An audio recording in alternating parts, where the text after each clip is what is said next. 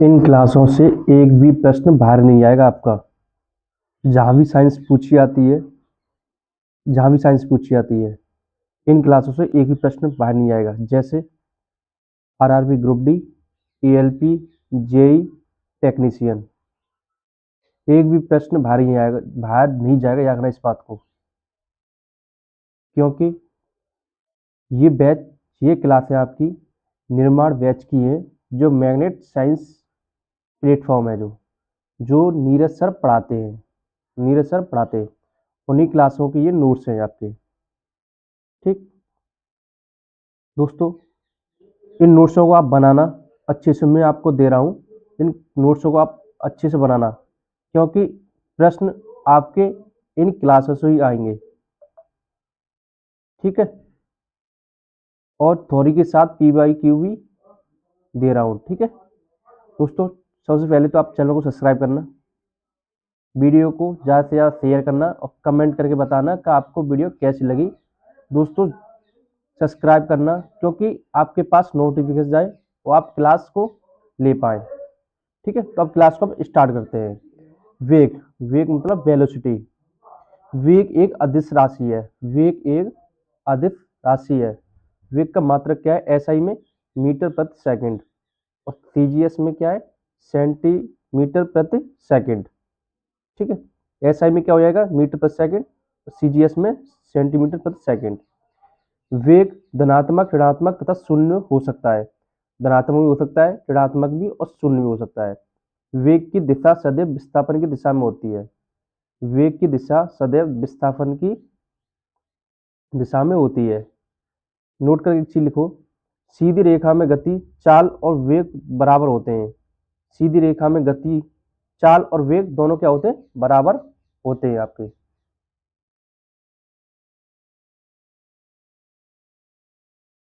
Next,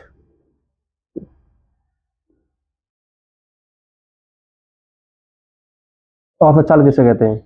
औसत चाल किसे कहते हैं?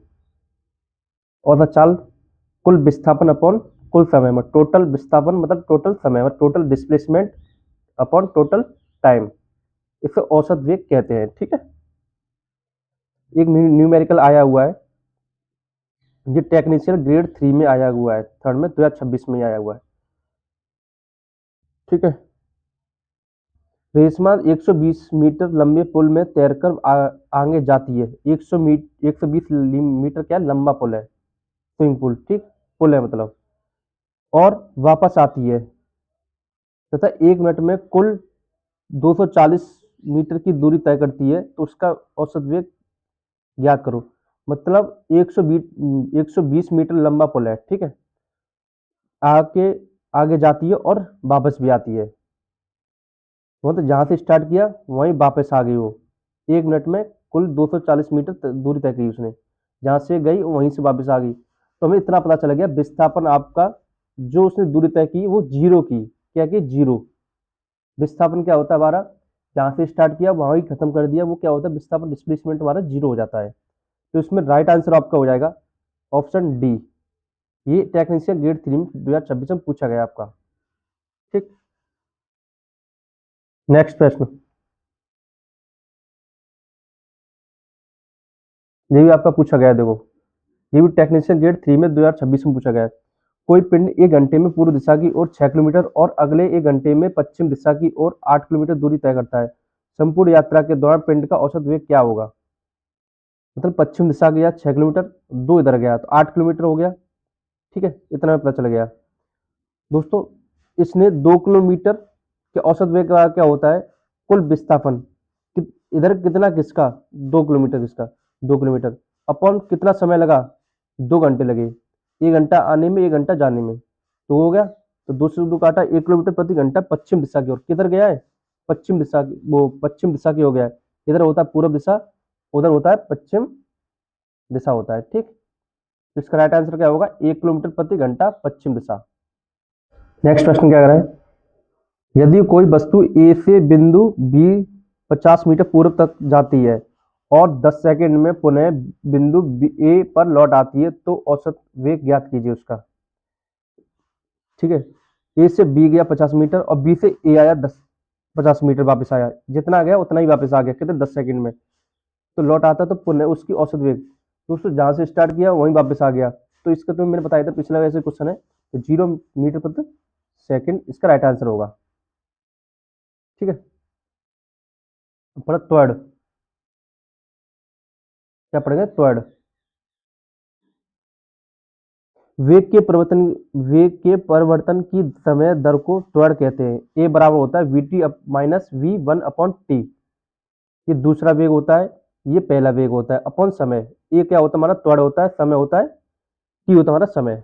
ठीक, यह एक अधिशासी है, इसका मात्रक मीटर प्रति सेकंड स्क्वायर होता है। क्या होता है, मीटर प्रति सेकंड स्क्वायर होता है। ठीक, इसके बीच में सूत्र होते हैं एम की पावर 0, एल की पावर 1, टी की पावर -1 होता है। त्वरण धनात्मक और शून्य ऋणात्मक भी हो सकता है। ठीक है, ऋणात्मक हो सकता है, धनात्मक भी हो सकता है और शून्य भी हो सकता है। तो पी बाई क्यू एक क्वेश्चन पूछा गया है।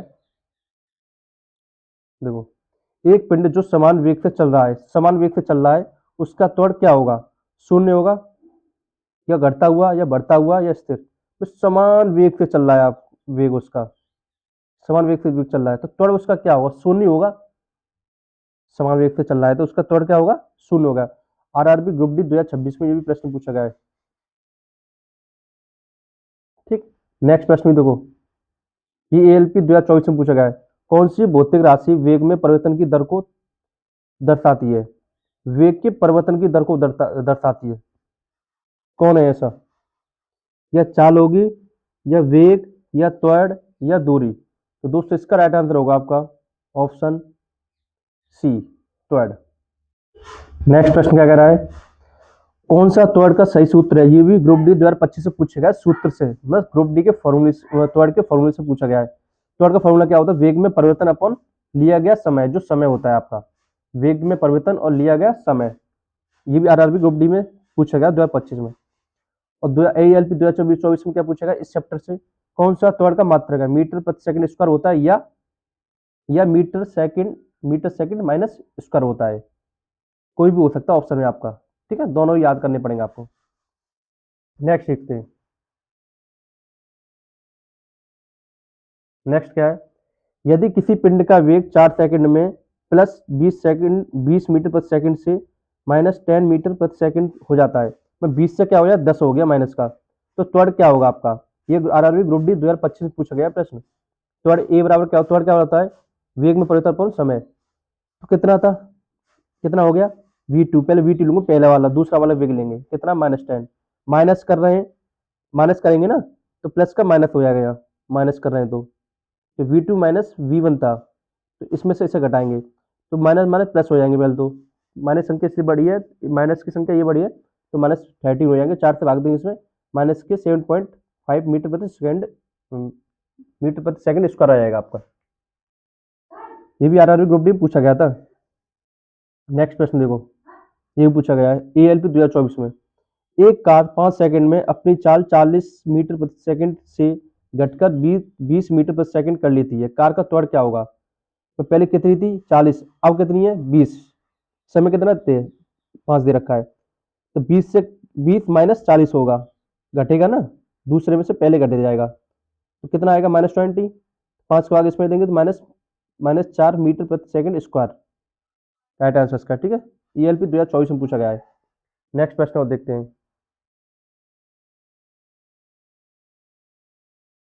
दो ये भी पूछा गया है, ये टेक्नीशियन ग्रेड थर्ड में 2024 में पूछा गया है। विश्राम अवस्था मतलब विश्राम अवस्था में विराम अवस्था से शुरू करते हुए राजू अपनी साइकिल से 1 मिनट में 24 मीटर प्रति सेकंड का वेग प्राप्त करता है, साइकिल का त्वरण बताइए।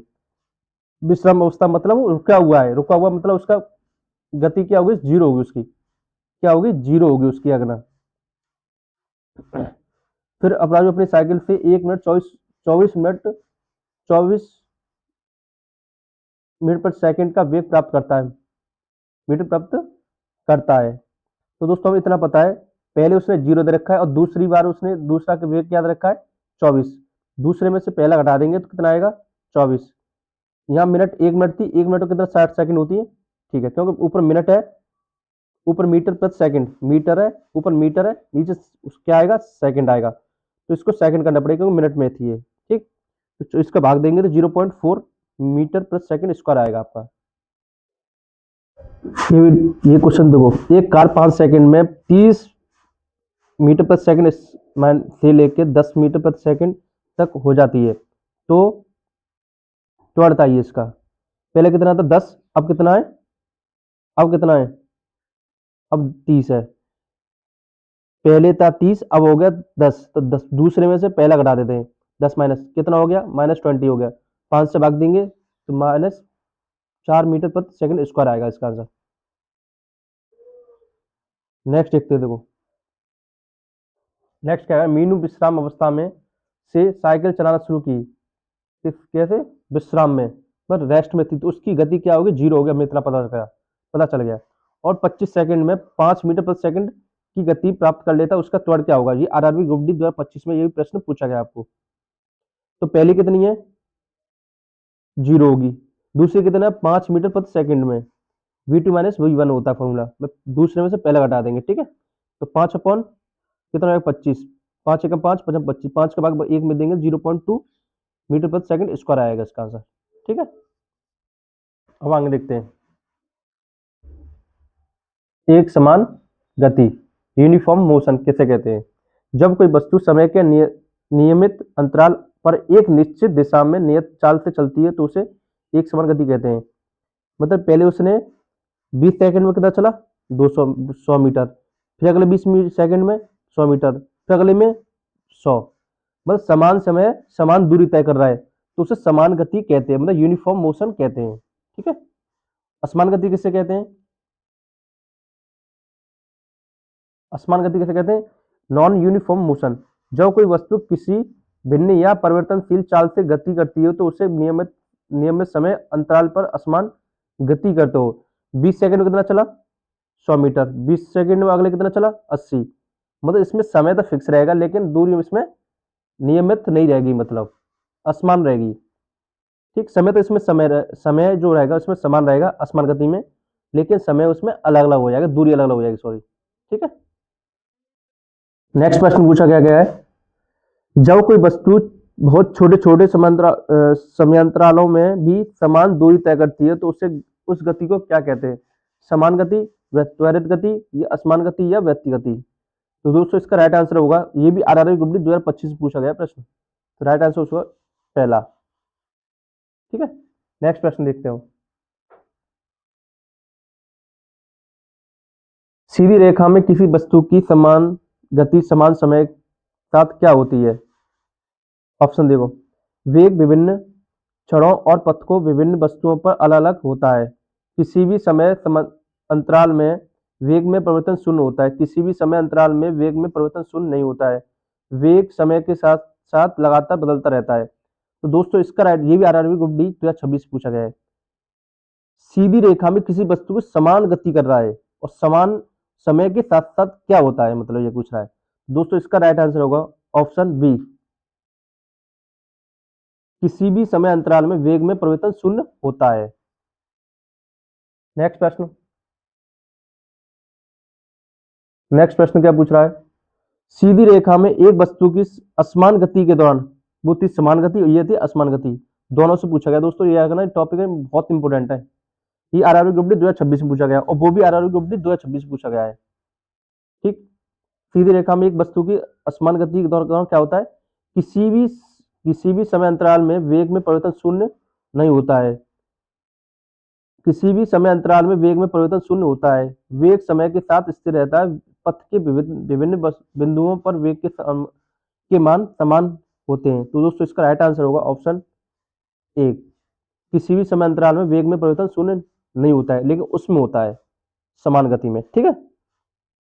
नेक्स्ट क्वेश्चन क्या कर रहा है, एक गतिशील पिंड प्रत्येक सेकंड में सीधे रास्ते पर 10 मीटर की दूरी तय करता है, पिंड किस प्रकार की गति में है, असमान रूप से त्वरित गति, समान रूप से त्वरित गति, वृत्ताकार गति, या एक समान गति। ये एएलपी 2024 में पूछा गया प्रश्न है, तो दोस्तों इसका राइट आंसर होगा ऑप्शन डी, ठीक। नेक्स्ट प्रश्न देखते हो, दोस्त चैनल को सब्सक्राइब करना है। जिससे आपको डेली ऐसी वीडियो प्यारी प्यारी वीडियो मिले आपको, ठीक है। यदि कोई वस्तु एक समान गति में है तो निम्नलिखित में से कौन सा वाक्य सही है। ग्रेड टेक्नीशियन ग्रेड 3 में पूछा गया ये भी प्रश्न।